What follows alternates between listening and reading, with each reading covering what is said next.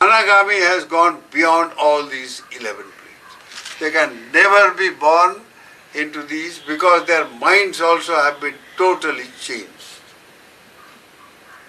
For the Anagami, 5 Sangyojanas have been totally destroyed and uprooted.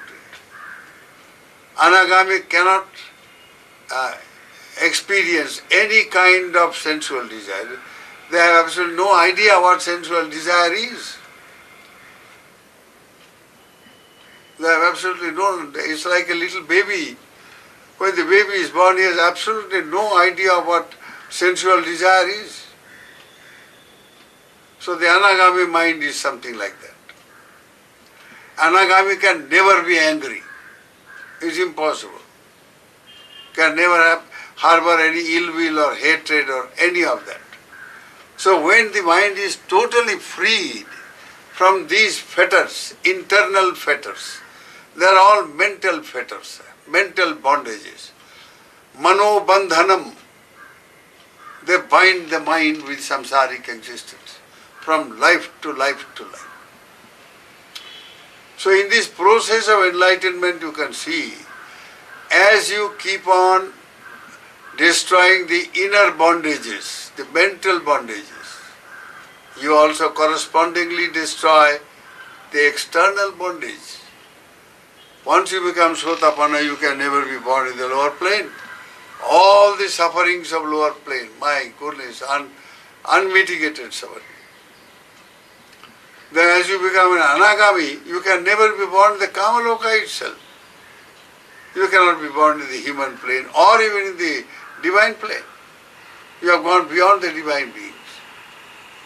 So in these human and divine planes, 7 times you can be born as a Sotapanna. But as a Sakadagami, just once.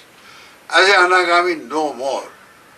So all the limitations of human world, all the limitations of, Rupavachara, Brahma, God, the Brahma world, all the limitations of all that also is completely gone.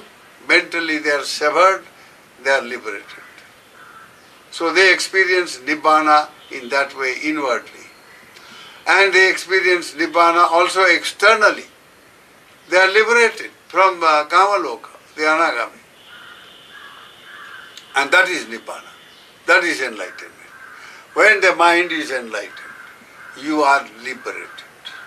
Inwardly and externally. Internally and externally. Both. Sotapanna is liberated, internally from the 3 bandhanas, Sangyojanas, internal. And similarly the 4, objectively, the 4 apayas. The Sakadagami one more time in Kamaloka, having attenuated or atrophied, or made the kama, the sensual desire and anger, completely made them like, atrophied or paralytic. They are paralyzed, so to say. They don't work. They can't work at all. So a child cannot be said the child does not have desire or particularly sensual desire. No, but it's not aware. It's not working in the child at all at that particular stage, maybe a few months child. So the Sakadagami experiences that kind of mind with reference to sensual desire and hatred. Now Anagami is freed even from that. He is totally liberated. So he can be born only in a very special spiritual plane of existence, known as Suddhavasa. Suddha means pure land, pure, completely pure, absolutely, immaculately pure state of existence. They are Brahma gods of very superior kind, with mind totally freed from anything, desire, hatred and all that. They live a life of universal love, metta. So if we practice metta meditation, for instance, we are living like the Brahma gods. Their whole time they live, they are immersed in love, immersed in universal love, not just sensual love, but the higher transcendental spiritual love. They envelop the entire universe with their, love of metta and protect those who practice the Dhamma. They are protected by these beings. So, now Anagami is born there in the Suddhavasa. Next stage, the highest stage of the tower, the top floor, so to say, is the Arhat, who is totally mentally liberated from all 10 bandhanas. Anagami has 5 subtle bandhanas still. These subtle ones are, for instance, Rupa Raga, Arupa Raga. Some kind of likeness or not amounting to desire, crude desire, but they love their state of being a Brahma God. And when they love their state of being a Brahma God, they also have some attachment for that. That kind of sublime spiritual, Brahma type of attachment. Then there is also what you call Uddhacha, some kind of mental restlessness.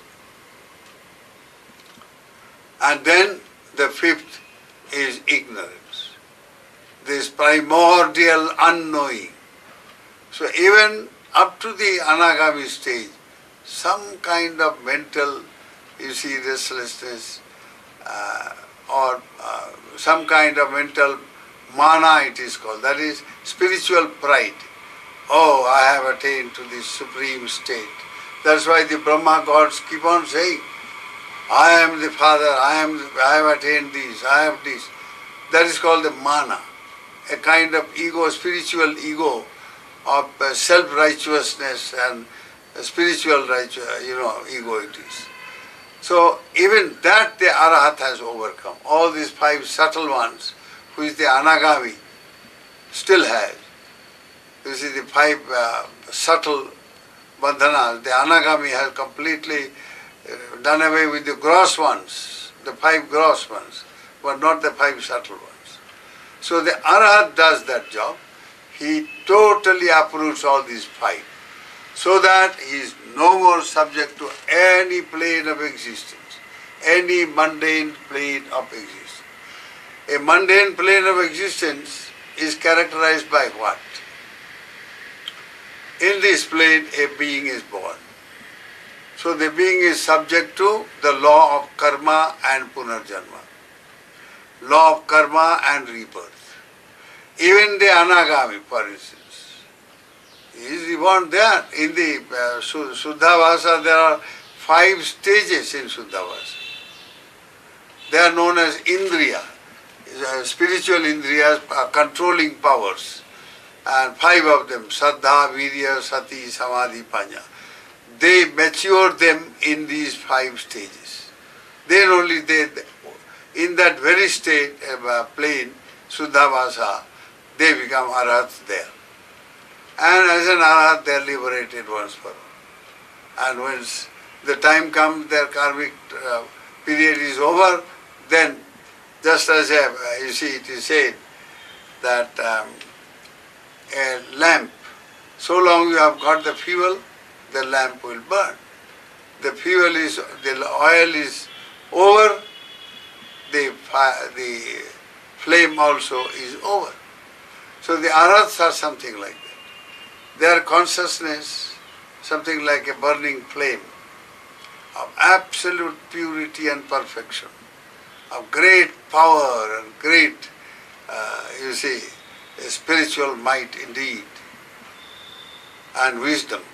So these beings, they live only to protect the Buddha Sasana, to protect Dharma in the real sense of the term. You see, those who follow, those who take the Tisarana, the three refuge, the Buddha, Dhamma and Sangha, and discover the truth for themselves. Now each of these enlightened beings, Sotapanna, Sagadagami, Anagami, Arhat, all these four enlightened beings, the four stages, see, they live for the good of the world. As they are liberated, stay in stages, as they become more enlightened, and the mind is transformed through enlightenment, their external counterpart, they are liberated from all that. And they live for the good of the world. Those who practice the Dhamma, that is, who want to discover the Four Noble Truths. Why a person follows the Buddha or takes refuge in the Buddha? Only one reason, no more than that. The reason is what the Buddha realized, that is Bodhi, supreme enlightenment as an Arhat, the seeker of truth who takes refuge in the Buddha does the same. All he or she seeks is to be liberated from samsaric mundane existence and gain the transformation brought by enlightenment and live whatever the karmic period that is left in a particular plane of existence. They live for the good of the world. Totally, all the time. So these are the four stages of enlightenment, and these involve, as I said, 10 bandhanas, 10 sangyojanas. I have not elaborated on them.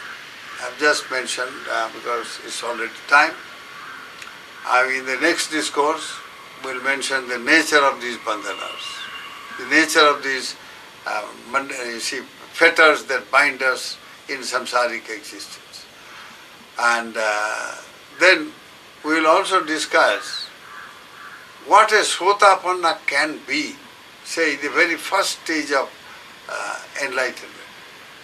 The Dhammapada describes in the Dhammapada verse number 178, it is said, Pathabhya ekarajyena saggassa gamanena va sabbalokadhipacchena sotapatti phalang varang. Better than soul sovereignty over the earth. Pathabhya ekarajyena. Better than soul sovereignty over the earth, better than going to heavens, better even than the lordship over all the worlds, is the supramundane fruition state of stream entrance. So a Sotapanna, after he becomes a Sotapanna, he gains the Magga stage. Then it will be followed by the Phala stage, which I didn't discuss today. Today that will be the next time we will discuss that. What happens in the Phala? What happens to a Sotapanna? Dhammapada describes that he is even it is better to be a Sotapanna than to be the lordship, sole lord of the entire earth or the entire universe for that matter. So it is so precious. So its excellence is incomparable. Even as a Sotapanna, then what to talk about, you see, the other stages, particularly the final stage of an Arhat, a perfect one. An Arhat means a perfect one. You see, perfect one is a fully enlightened being.